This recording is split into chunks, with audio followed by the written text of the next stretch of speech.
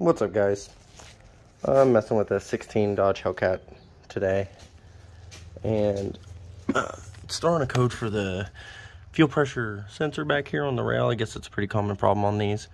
The sensor's actually right back here behind the supercharger. It's kind of hard to see. So to change it, the Chrysler dealership says it's an hour-and-a-half job. So you're gonna have a main feed line that comes in. I've already disconnected it here so that I could kind of show you.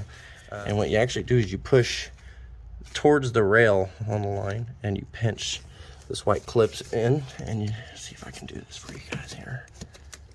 You can see when I pinch it, the little white fingers spread apart. But when you push that in and spread those fingers, you're going to pull away from the rail, and that's how you're going to disconnect it.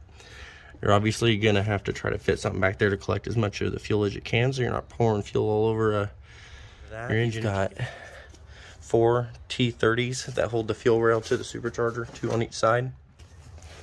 Alright, once you've got all your screws out and you can pop the fuel rail up and kind of let this guy up, you're going to need to pull the injectors, and it's going to make it a little easier to snake the whole fuel rail through. We're actually replacing the entire fuel rail, so instead of just the sensor, part of the TSB for the Dodges on these cars for this problem actually require fuel rail sometimes, so we're just going to do this all at once. We're going to do a new rail sensor and rail itself.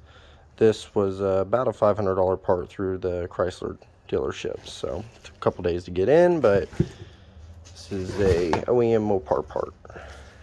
Pull your injectors. You have these little keeper clips here. These guys just kind of pry off.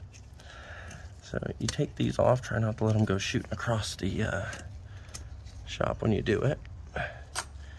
And then you're just going to wiggle them back and forth and pull them out. Make sure to check. Get this guy out. Oh, make sure.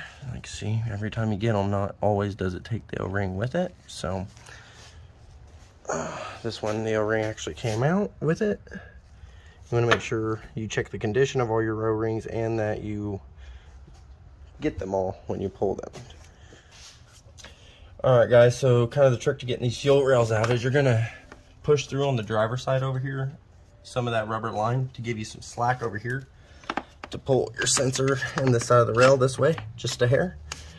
You'll notice on these clips I've already got it down, but you, on each side of these blue clips, you're going to push them out and straight down, and they're going to slide down, and that will separate that sensor from this side of the rail.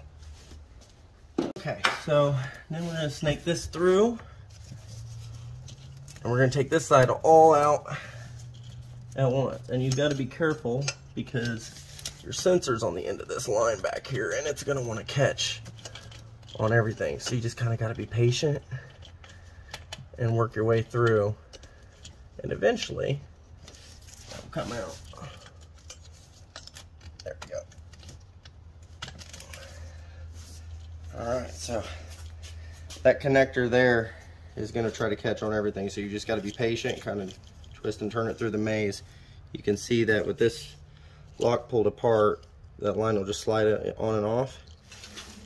Once it locks, it just snaps on. So that's the trick to getting the fuel rail out, and that's just reversive removal to install.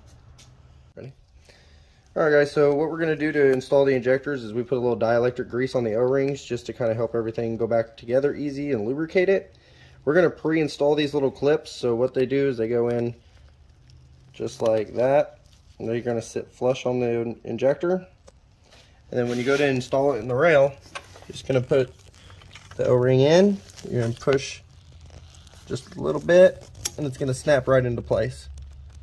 Everything else is pretty much just the opposite of removing it, so you're just going to get everything else installed and in place, and of course when you're done you've got to test drive it.